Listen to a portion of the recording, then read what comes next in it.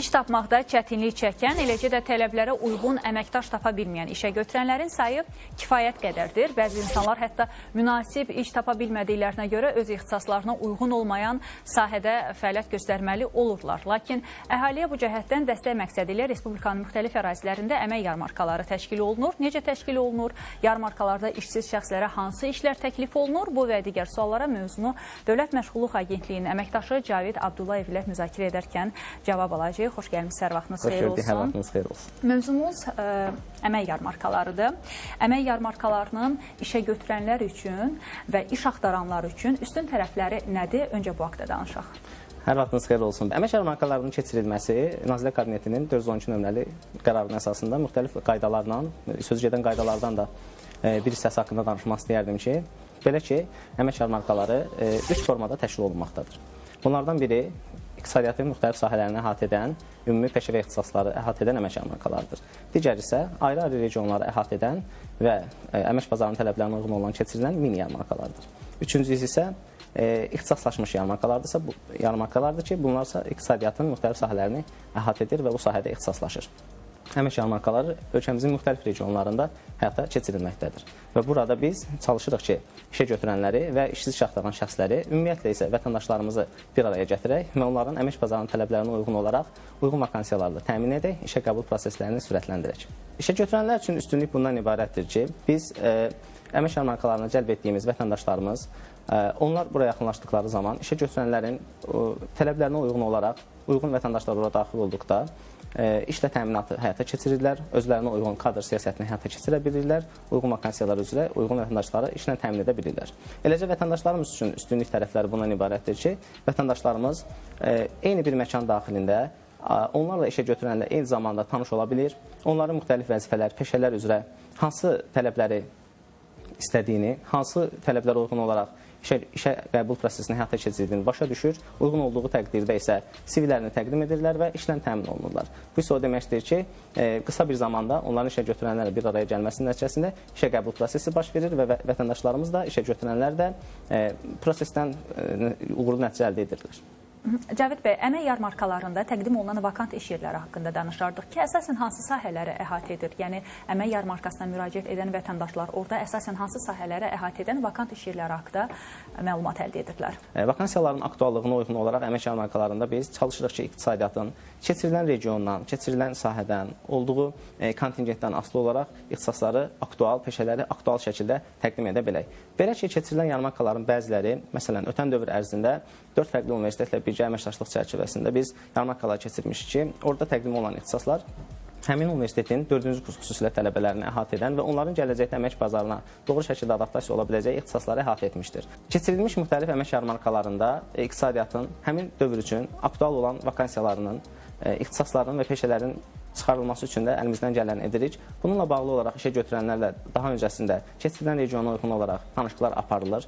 Həmin regionda hansı sahə, iqtisadiyyatın müxtəlif sahələr ola bilər, tikinti, xidmət, səhiyyə və s. kimi sahələrin vakansiya olaraq çıxarılmasına çalışırıq ki, həmin tədbirlərdə iştirak edən vətəndaşlarımız da uyğun vakansiyalarla təmsil oluna bilsinlər. Yəni, belə başa düşdük ki, müxtəlif sahələri əhatə edir orada təqdim olunan vakant iqtisadiyyatın bütün sahələrini çalışırıq ki, əhatə edək.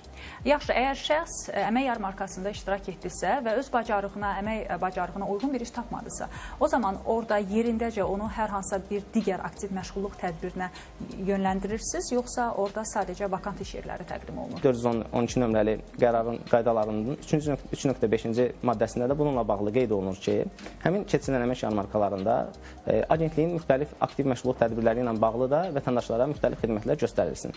Bunlardan bəziləri onları uyğun olduqları peşə hazırlığına cəlb edilməsi ilə bağlıdır.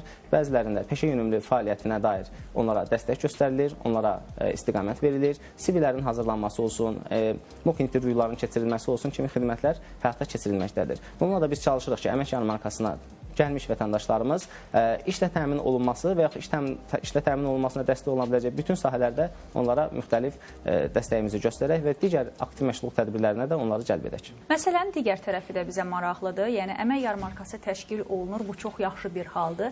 Nəticə necədir? Qənaətbəxşdirmi? Yəni, əmək yarmarkasında özünə iş tapan şəxslər, bunun göstəricisi, statistikası aparılırmı? Varsa bizimlə bölüşərdiniz. Əmək yarmarkalarının nəticəsində nə qədər vətəndaşımızın faydalanması faydalandığı ilə bağlı sualınız çox yerində sualdır. Ümumiyyətlə bunu başa düşmək üçün əmək yarmarkasının fəlsəfəsini anlamaq lazımdır. Biz əmək yarmarkalarını keçirərkən çalışırıq ki, orada əvvəldə də qeyd etdiyim kimi işə götürənlər və işsiz işə axtaran şəxslər və ümumilikdə vətəndaşlarımızı bir araya gətirək. Və bu proses bildiyiniz kimi işə qəbul prosesi heç də bir xətli davam etmir. Bəzən bir vakansiya üzrə vətəndaşlarımız, birdən çox vətəndaşımız müraciət edə bilir. Eləcə də gündəlik həyatımızda da bilirsiniz, işə müraciət edən zaman bir vakansiya üzrə birdən çox namizəd müraciət edə bilir. Və ikinci məsələ isə əmək yarmarkalarının işə qəbul prosesi dinamik prosesdir. Yəni bu il ərzində davam edir. Məsələn, biz X tarixli bir əmək yarmarkasında baş verən işə götürən və vətəndaş münasibətinin nəticəsini bir neçə aydan sonra da görə bilərik və bu hər zaman davam edir. Ortalama bizim apardığımız statistikalar əlbəttə ki, xüsusi bir dataya əsaslanır və bunu biz necə edirik? Əmək yarmarkalarına daxil olan vətəndaşlarımızın FIN nömrə dediyimiz fərdi identifikasiya nömrəsini əldə edirik və tədbirlərimizi də xüsusi identifikasiya nömrələri ilə işarələdik. Və müxtəlif dövrlər ərzində elə Nazirliyimizin tabeliyində olan serverlər nəticəsində biz bu prosesi izləyirik və il ərzində baxırıq ki, əmək yarmarkaları nəticəsində iş münasibətləri necə inkişaf etmişdir. Və nəticədə biz görə bilirik ki, təxminən ortalama aylıq əmək yarmarkalarında 1000-dən çox vətəndaşımız iştirak edir və biz tədbirlərin bir ay nəticəsində baxa bilirik ki, təxminən 800-900 nəfər civarında şəxslər işlə təmin olunurlar. Amma dediyim kimi bu dinamik bir prosesdir. Bəzən bir ay ərzində bu işə qəbul prosesi baş verib bitə də bilər. Bəzən bu 3 aydan sonra da baş verə bilər. Çünki biz işə götürənlə iş axtaran işsiz şəxsi vətəndaşımızı bir araya gətirdikdən sonra onların işə qəbul prosesinin nə vaxt baş verəcəyini artıq işə götürən qərar verir. Eləcə də vətəndaşımız qərar verir. Bu arada mən düşünürəm ki, bizi izləyən izləyiciləri ən çox maraqlandıran suallardan biri də budur ki, əmək yarmarkalarının keçirilmə tarixi barədə biz hardan məlumat əldə edə bilərik? Bu barədə vətəndaşa məlumat necə ötürülür? Əmək yarmarkalarının tərtib qrafiki regional məşğulluq filiallarının və Dövlət Məşğulluq Agentliyinin verdiyi qərar əsasında və tələblərə uyğun olaraq həyata keçirilməkdədir. Qaydalar bizə deyir ki, bu 3 aydan bir dəfədən az olmayaraq keçirilməlidir və ölkənin bütün regionlarını əhatə etməlidir. Vətəndaşlar bunlarla bağlı məlumatı hardan əldə edə bilərlər və nə qədər baş verir bu? Ortalama olaraq ölkə ərazisində hər ay ərzində 10, 13, 15 yaxın yarmarkaların keçirildiyini görə bilərik. Vətəndaşlar bunlarla bağlı məlumatları müxtəlif mənbələrdən əldə edə bilərlər. Məsələn, Dövlət Məşğulluq Agentliyinin sosial media hesablarını yaxından izləyərək, eləcə də Dövlət Məşğulluq Agentliyinin saytında bununla bağlı elanlar vaxtından əvvəl bildirilməlidir. Eləcə də qaydalarda da qeyd olunduğu kimi, ən azı bir ay öncədən, 20 gün öncədən bununla bağlı fəaliyyət planı hazırlanmalıdır və elan olunmalıdır. Vətəndaşlarımız bununla bağlı 3-5 gün öncədən də dediyim kimi müxtəlif sosial media mənbələrindən və müxtəlif kütləvi informasiya vasitələri vasitəsilə əldə edə bilərlər məlumatları. Eləcə də bildiyiniz kimi Bakı şəhərində 5 dost mərkəzi, eləcə də Abşeron və Bərdə şəhərində yerləşən dost mərkəzi filialları, eləcə də bütün regional məşğulluq filiallarından bununla bağlı məlumat əldə etmək şansı var. Yaxınlaşaraq onlardan da məlumatları əldə edə bilərlər. Əmək yarmarkası özü neçə gün davam edir? Normalda təcrübədə bu bir gün davam edir.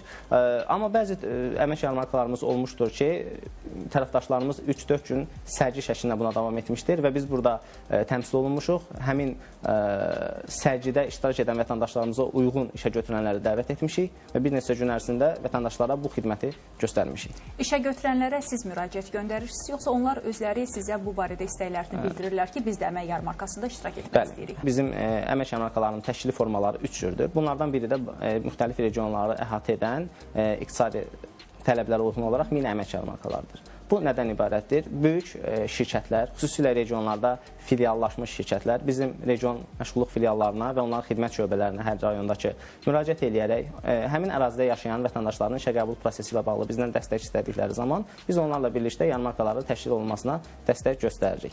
Yəni ikinci bir halda isə bəzən tərəfdaşlarımız universitetləri bayaq qeyd etdiyim kimi universitet tələbələri üçün, xüsusilə sonuncu kurs tələbələri üçün biz yarmarkalar təşkil etdiyimiz zaman biz işə götürənlərə həmin profil üzrə sorğular göndəririk. Məsələn, Turizm Universitetinin tələbələri üçün turizm sahəsində çalışan bələdçilik şirkətləri olsun, otellərlə bağlı sorğular göndəririk və ona uyğun olaraq əmək yarmarkaları da təşkil edə bilirik. Son olaraq bir məsələ haqqında da danışaq. Burada iştirak etmək istəyən şəxslər hardansa qeydiyyatdan keçməlidirlərmi? Hansı sənədlər lazımdır ki, onları toplamalıdır, yoxsa elə birbaşa olaraq yarmarkaya müraciət edə bilər? Vətəndaşlarımız bununla bağlı olaraq təkcə şəxsiyyət vəsiqəsini öz üzərində götürməklə, həmin məkana yaxınlaşaraq, şəxsiyyət vəsiqəsinin FIN nömrəsi üzərində qeydiyyatdan keçərək əmək yarmarkasına daxil ola bilər. Oradakı bütün üstünlüklərdən istifadə edə bilərlər. Çox sağ olun. sizə təşəkkür edirik mövzuya münasibət bildirdiyiniz üçün.